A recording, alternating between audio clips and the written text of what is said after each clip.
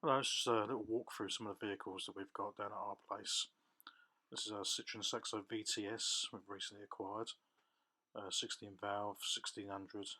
It's got a 4 branch manifold and stainless steel exhaust. Now it's quite a nice motor, but it's up and coming through future classic, I suppose. But you know, it's a little bit different, I suppose. One of my dailies over back there.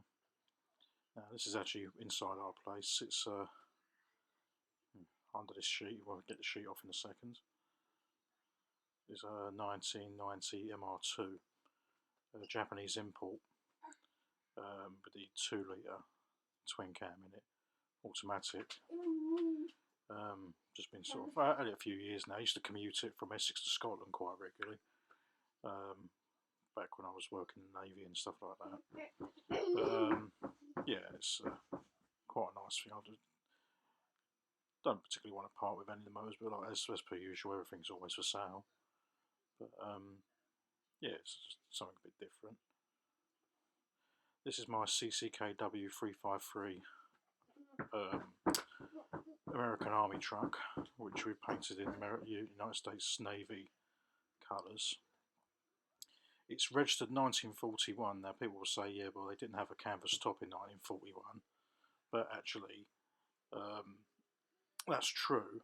However, the steering wheel, the chassis and all that is actually much older than certain parts of the vehicle. This particular one came from France, out of a museum, and was sent over here as a restoration project that was then sold on, which I happen to be the buyer of, and had it low loaded to where we are. As you can see in these pictures, it was low loaded. Wasn't too much to do to it really. It was a bit of fettling and sorting, and it was back on the road again. But it was actually in service till about 1963, I believe it was. So made it quite a usable vehicle, and we've been to Kent and back in it a couple of times, and different shows, and very, very agricultural. Not driving a big tractor really. It's not really overly usable, but it's been a bit of a laugh, you know. There it is again. So it's a CCKW GMC CCKW 353 1941. This is my Mark III Cortina 1971, sorry, 2-door, which started off as a 1300 base model. Weird thing happened. When I bought this, I had it about a week or so, and then on Facebook my mate said, look, they're looking for some cars to go on the Grand Tour. Would you want to put a picture up? And so I said, yeah, all right. So I did. So in about a few minutes, I had a phone call. Can we borrow your car? And, yeah, knock yourselves out. I thought, nah, this is a wind up, you know. But no, they did turn up. They come along, picked it up, and they brought it back for us and gave me 300 quid for my trouble, which was well pleased with. And it turns out they ended up in the lineup with Jeremy Clarkson with the 1, 2 and 3 Mark Cortinas. For some bizarre reason, they couldn't seem to find a base model 2-door, which had next to no problems physically with it. But my one wasn't one. Yeah, there's the pictures, and like I say, watch the episode of the Grand Tour, you see it. Yeah, so it's quite a nice thing. It's now got a 2-litre Pinto in it, which is quite nice. Chevy Astro Day van, that's the restoration project. Mark 1 MR2 Daihatsu Hijet van as well.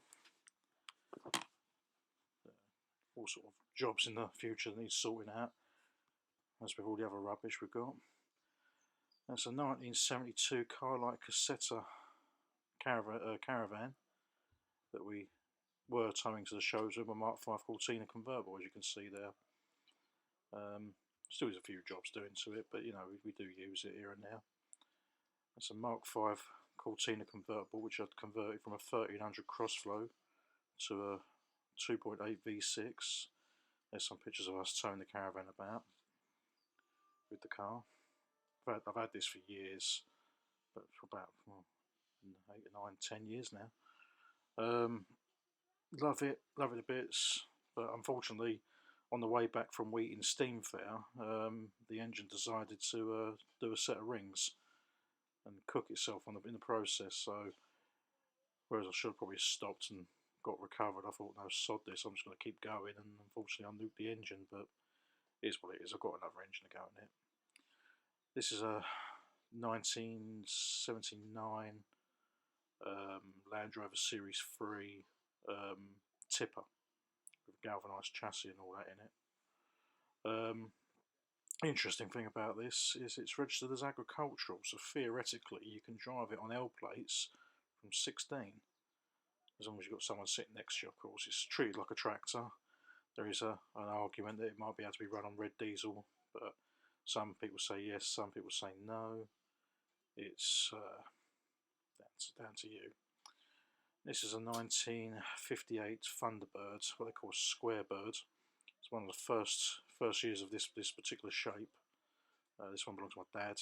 He's apparently he's going to do a stock car theme thing with it, so one day, but that won't be happening anytime soon, I doubt. But nice old thing, you know, V8 and all that as per usual.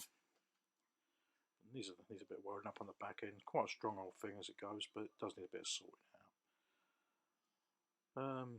Yeah, you can always tell a 58 because it only has twin rear lights on the back. Yeah. Right, now this is my 1960 Chrysler New Yorker 4-door pillarless coupe. This is really unusual. This particular car was bought new to go into diplomatic service in London from 1960 to 1966. I've actually got the original green logbook for it from new. I've been trying to find out a bit of history about this vehicle, but it's almost impossible with diplomatic service. Now, as you can see, it's a hell of a looking motor. Absolutely beautiful looking thing. It's actually, I think, possibly the best looking car that I've ever seen. It has a phenomenal dashboard in it. They call it jukebox dashboard, with what they call electroluminescent lighting. That's my son in the background making some noise. I mean, I can't believe the car. It's just absolutely unbelievable. It's an amazing looking thing. There's the dashboard. It's what they call jukebox dashboard. And there's the electroluminescent. It is something else. That's the seats inside. So they call Lurex.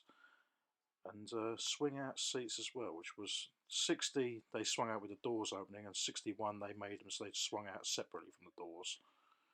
But this is my one. Now, I'm not 100% sure, but I think it's the only 4-door 1960 pillarless coupe in the UK. I know there's a couple of 1961s knocking about, but 1960, no, I've not seen or heard of any others. That is the registration number that's with the logbook as well. It really is something else. I mean, the bloke who designed it was called Virgil.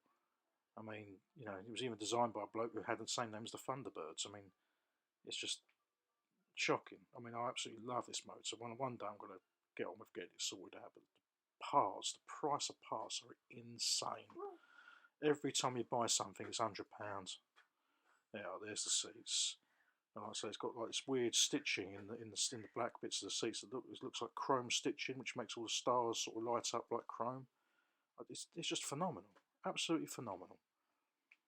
You know, really have a soft spot for this car. I mean, whether I ever get it done or not, I don't know, but I'd like to think we will. Anyway, like I say, just a little run through of our vehicles. Hope you enjoyed listening. And just a couple more motors we've got: LT35. And another Mark 5 Cortina coming up. And yeah, just here it is. Thank you very much for watching. Cheers.